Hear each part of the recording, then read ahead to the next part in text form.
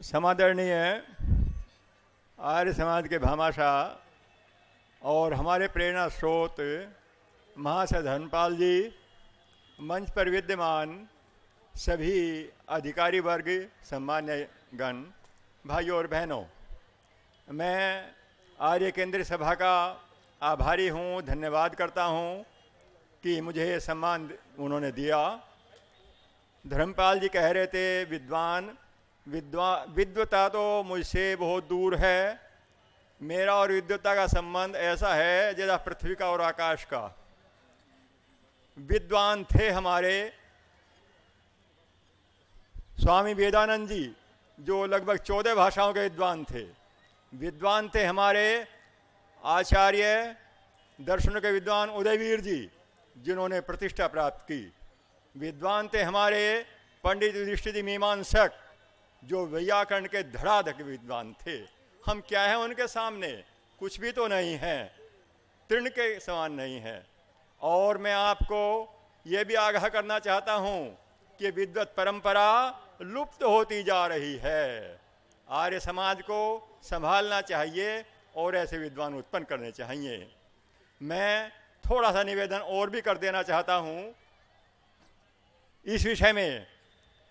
महर्षि का गुणगान करने के लिए हम यहाँ एकत्रित हुए हैं, होते हैं, गुणगान करना चाहिए। परंतु भाइयों, ये केवल स्तुति है। 3 शब्द हैं, स्तुति, प्रार्थना, उपासना। हम महर्षि की उपासना नहीं करते हैं। उपासना का अर्थ ईश्वर की जगह नहीं पूजने को मैं कह रहा। जैसे अग्नि के पास जाने से अग्नि के गुणों को व्यक्ति ग्रहण करता है, हम उनके गुणों को ग्रहण नहीं कर रहे, उनके मार्ग पर नहीं चल रहे। अभी भी आर्य समाज में बहुत कुछ काम हो रहा है। दिल्ली आर्य प्रतिनिधि सभा कर रही है और गुरुकुल भी कर रहे हैं, ऐसी बात नहीं है।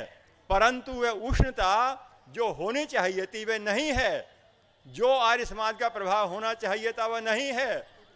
दिनकर जी ने आर्य समाज के दयानंद के बारे में कुछ लिखा है, कुछ थोड़ा विरुद्ध भी लिखा, परंतु जो 4 पंक्तियां उन्होंने दयानंद के बारे में लिखी हैं, उत्तुंग हिमालय सिंह तुल्य उज्ज्वल महान, गंभीर पवन पावन चरित गंगा समान, ब्रह्मचर्य साक्षात दिव्य जीवन अनूप, पाखंड दंभ के लिए उग्र विद्रोह रूप, हे तेजस्वी, हे वर्चस्वी, हे सत्यकाम, युग युग, हे युग दृष्टा, युग युग तक तुम्हें हमारा प्रणाम। सब कुछ उन्होंने दे दिया। वो उज्जवल है, हिमालय की चोटी के समान है और गंगा के समान उसका पावन चरित्र है, कोई धब्बा नहीं है। आज के गुरुओं को देख लीजिएगा। परंतु एक यहां ध्यान रखिए, वो कहता है पाखंड दंभ के लिए उग्र विद्रोह रूप। उसने पाखंड दंभ को क्या कहा? मैं नेहरने से नहीं चिकित्सा करता हूं, कुल्हाड़े से काटना होता है पाखंड के। आश्चर्य होता है कि जो हरियाणा एक तरह से आर्य समाज का ही गढ़ समझा जाता है, वहां पर 2 ऐसे गुरु मिल जाते हैं जो हिला देते हैं सरकार को। और आर्य समाज का जो केंद्र मार होता, वहां हमारे ही लोग गुत्थम गुत्था करते हैं, मेरा इस पर कब्जा हो जाए, मेरा इस पर कब्जा हो जाए। आर्य समाज अभी भी शुद्ध संस्था है।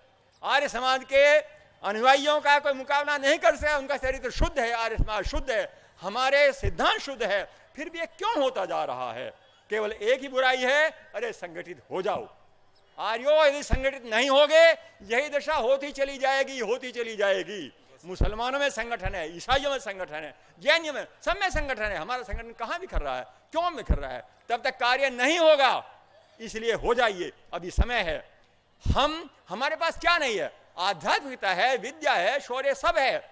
अभी अभी आ रहे थे, हमने देखा लाइन बनाए हुए जा रहे हैं। कौन? ब्रह्मा कुमारी वाले। और मेरा पुत्र मेरे साथ था, उसने कहा ये घर घर जाते हैं ऐसे। अरे आप कहने की बात करने दो।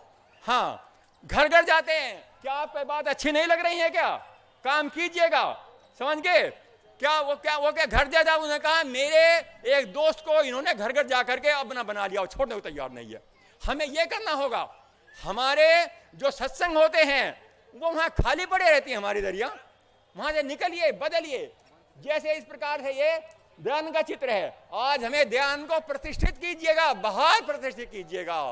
वहां पर ऐसे रेडियो में जाएं, उस तरह जाएं। प्रतिनिधि सभा बहुत अच्छा काम कर रही है, उससे भी अधिक काम करने की जरूरत है।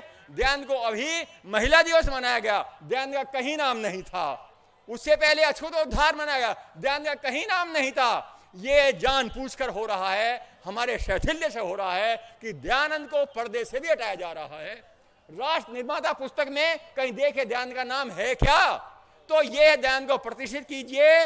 और मैं कहता हूं जो काम दयानंद ने किए उनको आगे बढ़ाइए। मैं फिर एक बार प्रणाम करता हुआ, आभार मानता हुआ, समय को देखता हुआ पीछे हटता हूं। कहने को तो बहुत है, क्रियात्मक रूप में आगे आइए और कम से कम संगठन को तो बना लीजिएगा, तभी आगे बढ़े।